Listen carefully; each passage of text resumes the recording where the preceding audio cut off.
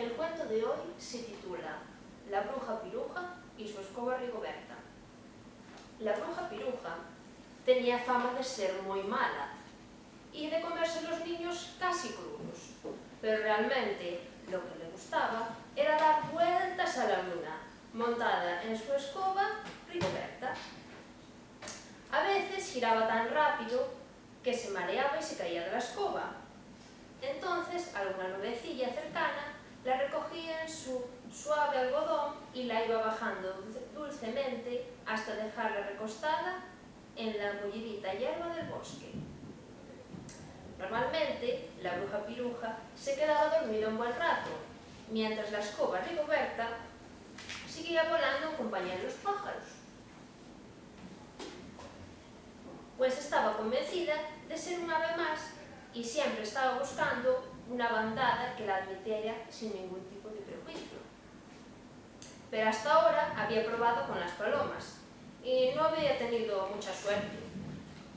Le dejaron jugar y volar con ellas, pero cuando quisieron picotear las migas que la ancianita del parque les tiraba cada tarde, resultó que la pobre mujer le dio tal susto que cuando vio a la escoba voladora que a punto estuvo de darle un patatús.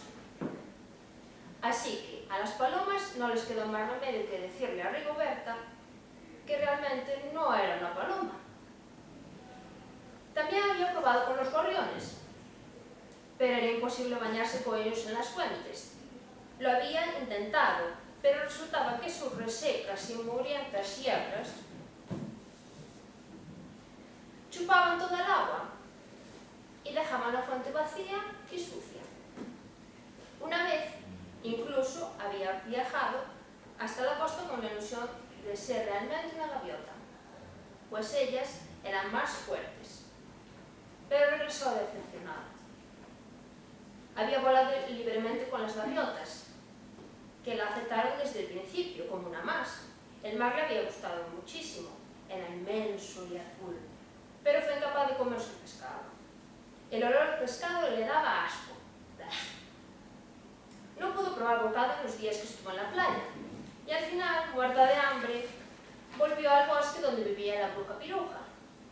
Ahora volaba en compañía de un grupo de cuervos negrísimos, que al principio le dieron un poco de miedo, pero enseguida se hicieron amigos y se lo estaban pasando muy bien haciendo giros en el aire, dando triples, volteretas, ganando con los cuervos, aunque tenía la impresión de que no la entendían del todo. A lo mejor era porque no pronunciaba bien, por lo que tendría que practicar más.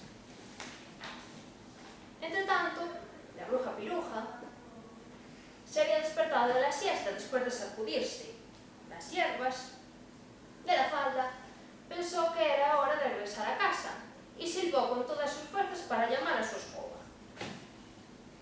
En el pueblo se escuchó un fuerte silbido y todas las madres y abuelas en ese momento preparaban la cena para sus niños y niñas. Sintieron un escalofrío que les bajaba por la espalda y se les puso el vello de punta. La bruja Piruja vivía en el interior del bosque, en una chocita de barro.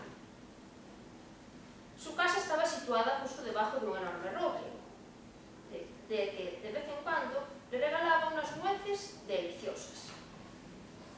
En el árbol vivía una ardilla que a veces tomaba el té con ella.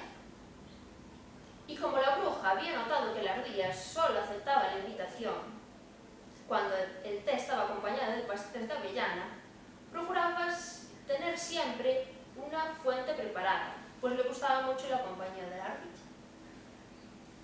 En el centro del salón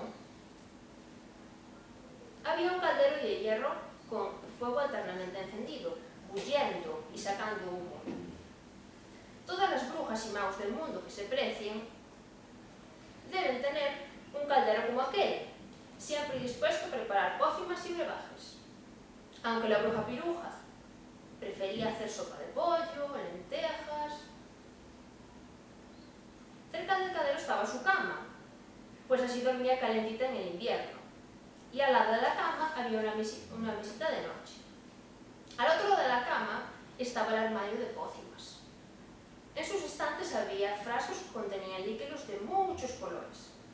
La botellita rosa tiene una etiqueta que ponía peligro, muy venenoso, pero en realidad era jarabe de fresa para la tos.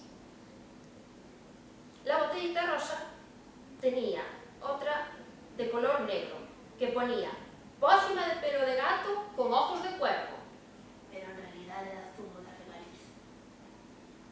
Cerca de la puerta de entrada había un perchero muy simpático que les daba los buenos días a todo el que entraba. De él colgaban arañas, pelucas, murciélagos. La bruja piruja decía que eran animales disecados, pero la verdad era que eran de gominola. La escoba Rigoberta, que dormía allí, de vez en cuando les pegaba un bocado. A la bruja piruja no le gustaba la gente.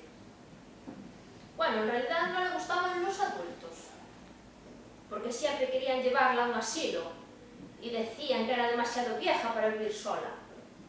Pero ella no estaba sola, vivía con Rigoberta y además recibía muchas visitas.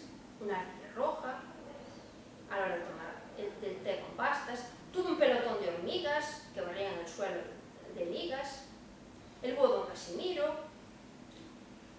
En ocasiones iban a merendar con ella algunos niños y niñas del pueblo.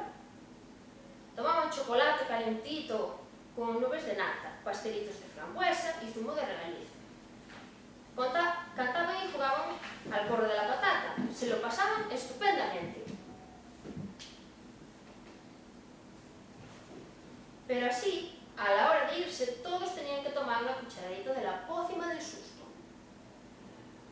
Esta pócima, que sabía a menta, producía en los niños los efectos necesarios para que cuando sus padres viesen llegar a casa, le dieran un susto de muerte, pensando lo mal que le habían pasado sus queridos niños en la casa de la bruja piruja, y así no se les ocurriese nunca meter las narices en su casa.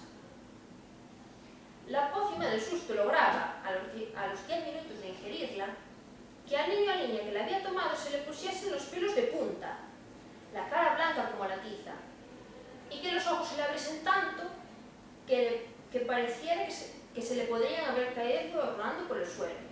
Entonces los niños y niñas, por su parte, contaban unas cuantas mentirijillas a sus papis y a sus mamis.